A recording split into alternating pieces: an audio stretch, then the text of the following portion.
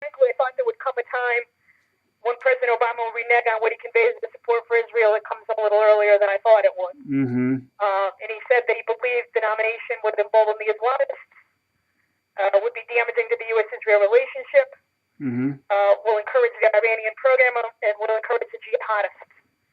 You know, and that's the main point. The main point is the message that it sends to, you know, Iran at this dangerous time. Mm-hmm. So we're hoping, and we're working.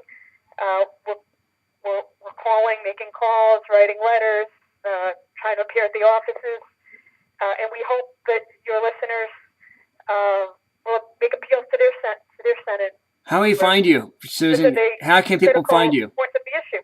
How can people find you, Susan? How can they find the information about their senators? Yeah, that, and also how can they find you too if they need more information? How they get that from you too? Oh, certainly. You can. I have a couple of online movements going on right now. One is the online. One is this Ed Koch Memorial Rally to protest Senator Schumer's endorsement of Chuck Hagel for Secretary of Defense. Mm-hmm. We also have a site which we're hoping to really beef up. And you're telling me now that they're blocking, and I know they are, because the first 5 hours that this site was started, we had about 100 followers, and now, like, now we have it just keeps. And I know there's so much interest in it, just sort of keeps it like at a low number. You know, right. I think what you're saying is right. I didn't think about that, but anyway, the site is called People Opposed to Senator Hagel Confirmation. Right. Okay, and that's the site, and if they can get on there and see the postings and join us and put postings on, I would love to hear how they're doing in their states with their senators, and what I can do to help. We're going to keep putting postings on. There's information there that they can, use, in their letters or when they speak, and anything we can do to help. So, we look forward to keeping them. We have to keep plugging. Right, gotta keep the heat on. Exactly. Yeah, because these people work for us. They work for us. They're supposed to work for the people, not for themselves, and that's what they're doing. I couldn't agree with you. More. We elected them to represent us, to serve us, to protect us. Yep. Their main objective, the main